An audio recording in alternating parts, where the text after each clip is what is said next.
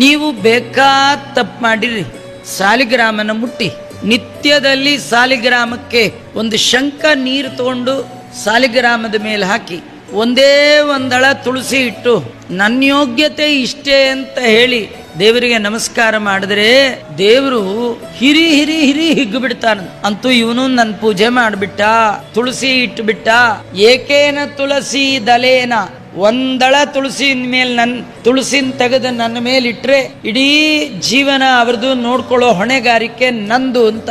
ನೀವು ಎಲ್ಲೆಲ್ಲೋ ದುಡ್ಡಿಟ್ಟು ಇನ್ಶೂರೆನ್ಸ್ ಮಾಡಿಸಿದೀನಿ ಏನ್ ಯೋಚನೆ ಇಲ್ಲ ಅನ್ಕೋಬೇಡಿ. ದೇವರನ್ನ ಮುಟ್ಟಿ ಅವನೇ ಅಂತಾನೆ, ಅನನ್ಯಾಶ್ಚಿಂತಯಂತೋ ಮಾಂ ಯೇ ಜನಾಃ ಪರ್ಯುಪಾಸತೆ ತೇಷಾಂ ನಿತ್ಯಾಭಿಯುಕ್ತಾನಾಂ ಯೋಗಕ್ಷೇಮಂ ವಹಾಮ್ಯಹಂ. ಅವರ ಯೋಗ ಅಂದ್ರೆ ಅಪ್ರಾಪ್ತಸ್ಯ ಪ್ರಾಪ್ತಿ.